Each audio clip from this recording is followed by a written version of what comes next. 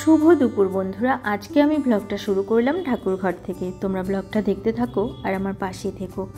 দেখো, পুজো দেওয়া হয়ে গেছে। এবার আমি প্রসাদটা তুলে নেব, কিন্তু 2-3 মিনিট পরে এসে আমি প্রসাদটা তুলে নেব। এখনই তুলব না, কারণ এখনই আমি পুজো দিয়েছি। আর প্রসাদটা তুলে আমি চলে যাব রান্নাঘরে, দুপুরের খাবার দিতে হবে সবাইকে। দেখো, প্রসাদ তুলে সবাইকে প্রসাদ দিয়ে আমি চলে এসেছি রান্নাঘরে। আর আজ আমি কী রান্না করেছি সেটা একটু তোমাদেরকে দেখিয়ে দিই। আজ আমি করেছি মূলোর ঘন্ট আর করেছি বাঁধাকপির ঘন্ট। এখানে আছে শুক্তো করেছি করলা, সজনে ডাঁটা, আলু, বেগুন আর কোয়াশ দিয়ে। তো আমি একদম রাঁধুনি ফোড়ন দিয়ে পাতলা করে শুক্তো করেছি, আর নুন হলুদ মিষ্টি দিয়েছি, আর অন্য কিছু দেইনি। আর এখানে আছে ছানার বড়া করে আমি ঝোল করেছি। সেটা অনেকগুলো দুধের প্যাকেট জমে গেছিলো ফ্রিজে, ভাবলাম যে ছানা করে একটু বড়া করে ডালনা করে নিই, তাহলে খেতেও ভালো লাগে আর রিজু পছন্দ করে খুব। আর মূলো ঘন্টটা অল্পই আছে, সকালে খাওয়া হয়েছে বলে। দুপুরের খাবার খেয়ে আমরা চলে এসেছি বেডরুমে। আর রিজু দেখো এখানে পড়তে বসেছে, একটু উঠে ওইদিকে গেছে, এখনই আবার আসবে, পড়তে বসবে। আর আমি এখানে জামা কাপড়গুলো ভাঁজ করে নিচ্ছি। দিদি ছাদের থেকে জামা কাপড়গুলো তুলে বিছানায় রেখে দিয়েছে, কিছু কালকেরও আছে, তো সেগুলো আমি গুছাইনি কাল, আজ আমি গুছিয়ে নেব সব একবারে। তো এইগুলো গুছিয়ে রেখে তারপরে রিজুর পাশে একটু বসতে হবে, ওর যেহেতু পরীক্ষা চলছে। আর ওর পরীক্ষাটা যতদিন না শেষ হচ্ছে আমারও শান্তি নেই, কোথাও বেরোতে পারছি না। একটু যে বাজারে যাব, কত কিছুর যে দরকার থাকে মানুষের, তাই না? তো সেগুলোও যে আনবো তার আর উপায় নেই, বাইরে বেরোতেই পারছি না। তো অপেক্ষা করছি শুধু পরীক্ষাটা কবে শেষ হবে, তারপরে আমি একটু বাইরে বেরোবো। চলো এবার চটপট করে জামা কাপড়গুলো গুছিয়ে যার যার আলমারিতে তার জামা কাপড় রেখে দিই, তারপরে আবার কথা বলছি।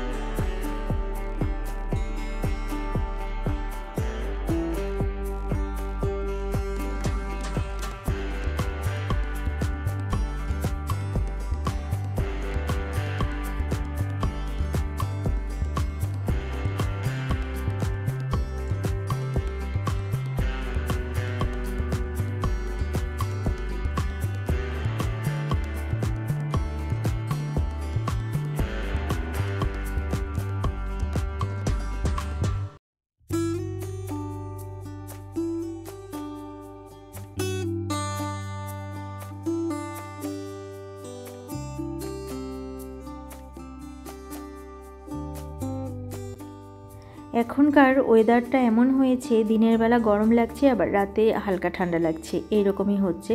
আবার বিকেলের দিকেও কোনো সময় হালকা ঠান্ডা লাগছে। রিজুকে আবার বললাম যে তুমি এই হুডিটা পরে তারপরে তুমি পড়তে বসো, তা না হলে ঠান্ডা লেগে যাবে, জানালাটা খোলা আছে।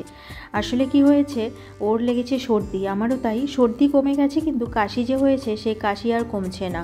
2 দিন হয়তো কম থাকছে, 3 দিনের দিন আবার বেড়ে যাচ্ছে, এইরকমই হচ্ছে। কত যে ওষুধ খাচ্ছি, তবুও কাশিটা যেন কমতেই চাইছে না। তাই রিজুকে বললাম তুমি জাম্পারটা পরে বসো, তারপরে যদি তোমার গরম লাগে তখন আবার খুলে রেখো, কারণ বাইরে থেকে হাওয়া আসছিল। আর এই যে তোমাদের সাথে কথা বলতে বলতে কাপড়গুলো আমি গুছিয়ে নিচ্ছি।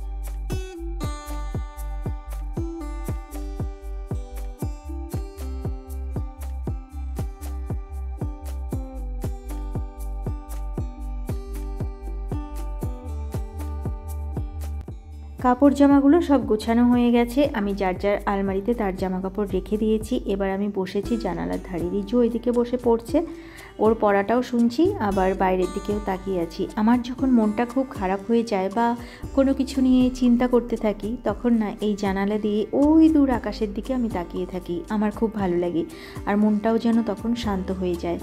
এই যে রাস্তাটা দেখছো, ওই গলি পর্যন্ত ওই রাস্তাটা গিয়ে শেষ হয়ে গেছে, তবুও ওই রাস্তার দিকে আমি তাকিয়ে থাকি, আমার খুব ভালো লাগে। লোকজন আসা যাওয়া করতে থাকে, তাদেরকে দেখি, হয়তো তাদেরকে চিনি না, কিন্তু তবুও তাদের যাওয়া আসা, তাদের মুখগুলো দেখলে ভালো লাগে, বেশ ভালো লাগে। তাই আমি এই দিকে তাকিয়ে থাকি যখন আমার মনটা খারাপ থাকে বা কোনো চিন্তা থাকে মনে।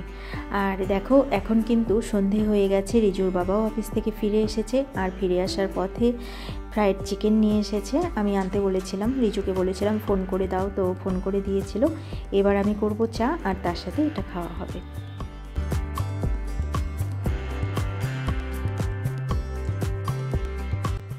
চা আমি বসিয়ে দিয়েছি, আর প্রথমে রিজুকে দিয়ে আসবো, ও খেতে থাকুক, ততক্ষণে আমার চা হয়ে যাবে, তারপরে আমরা খাবো।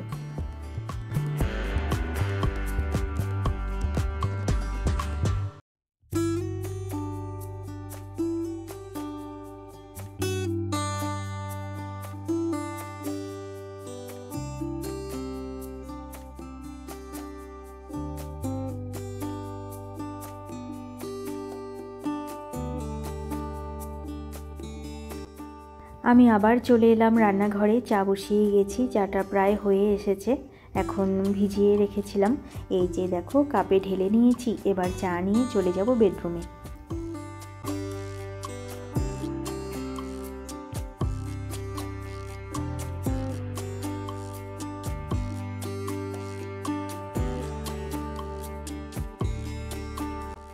চা নিয়ে চলে এলে কি হবে, চাটা মনে হয় আমার ঠান্ডাই হয়ে যাবে, কারণ দুজনে মন দিয়ে মোবাইলে এত যে কি দেখছে কে জানে, চাটা ঠান্ডা হয়ে যাচ্ছে।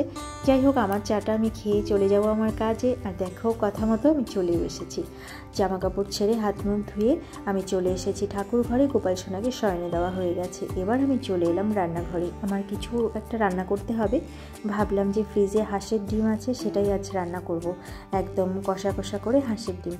আর এইদিকে রিজু এই ঘরে পড়তে বসেছে, ওই ঘরে ছিল এতক্ষণ, এখন যেহেতু আমি রান্না করব, তো ও পড়তে থাকলে আমি তো বেডরুমে, আমার রান্নাঘর থেকে বেডরুমটা অনেকটাই দূর, আর অনেকটা দূর বলতে মাঝখানে যেহেতু ঠাকুর ঘর, তো ও ওই ঘরে কি করছে আমি পড়াটা ভালো মতন শুনতে পারি না, তাই আমি বললাম তুমি গানের ঘরে বসো, আমি তাহলে তোমার পড়াটা ভালো মতন শুনতে পারবো রান্নাঘর থেকে। তাই ও এখানে বসেছে। আর আমি কিন্তু রান্নাঘরে এসে রান্না বসিয়ে দিয়েছি, ডিম সেদ্ধ করে সেগুলো ছাড়িয়ে নিয়ে নুন হলুদ মাখিয়ে ভাজতে শুরু করে দিয়েছি। ভাজা প্রায় হয়ে এসেছে, আর একটু ভেজে এগুলো নামিয়ে নেব।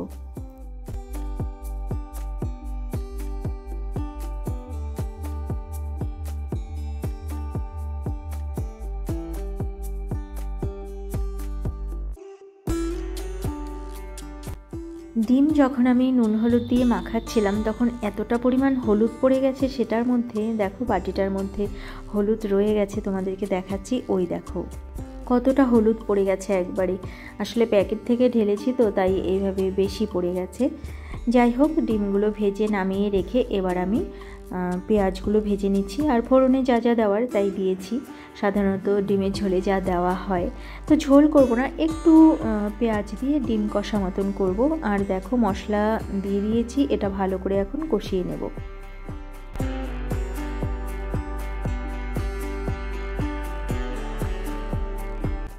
ডিমের ঝোলের মশলাটা কষাতে কষাতে আবার মনে পড়লো যে দুটো রসগোল্লা আছে, তো রিজুকে একটা দেবো আর রিজুর বাবাকে একটা দিয়ে দেবো। আমার মিষ্টি খুব একটা ভালো লাগে না, খাই না যে তা না, তবে খুব কম।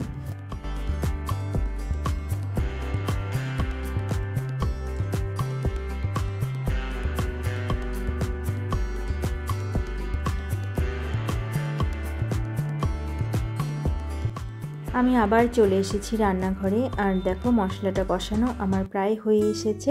আমি ঝোল দিয়ে দিয়েছি, আর তার মধ্যে ডিমগুলোও ছেড়ে দিয়েছি।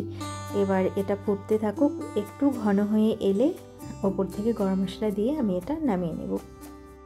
আর আরেক দিকে আমি ভাত বসিয়ে দিয়েছি, ভাতটা হয়ে যাবে, তারপরে আমরা রাতের খাবার খাবো। আর বন্ধুরা, তোমাদের সাথে দেখা হচ্ছে কাল সকালে।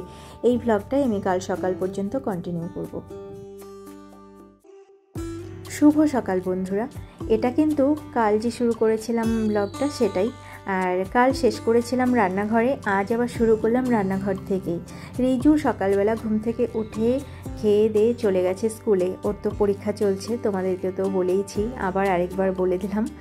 আর এই যে রান্না করছি এখন মাছের ঝোল, রিজুর বাবা যাবে অফিস, তো আমি সবার আগে মাছের ঝোলটাই করছি। আর এইদিকে কিন্তু ডাল বসিয়ে দিয়েছি।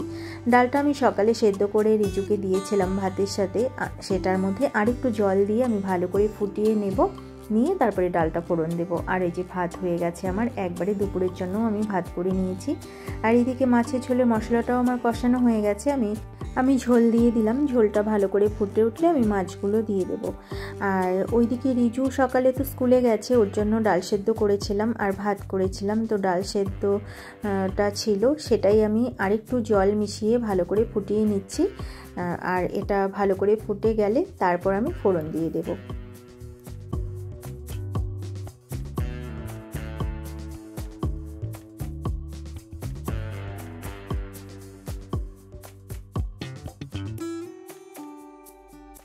মাছের ঝোলটা প্রায় আমার হয়ে এসেছে।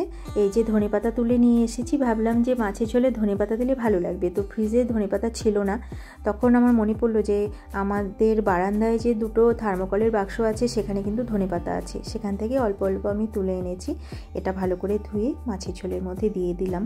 আর দেওয়ার পরেই আমার মনে পড়লো যে এটা আর একটু ছিঁড়ে দিলে ভালো হতো, বড় বড় হয়ে গেল। যাই হোক, দিয়ে ফেলেছি, আর কিছু করার নেই। আর এটা নরম হয়েই যাবে ঝোলের ওপরে থাকলে, গরম ঝোল যেহেতু। আর দেখো, এবার আমি মাছের ঝোলটা নামিয়ে নেব।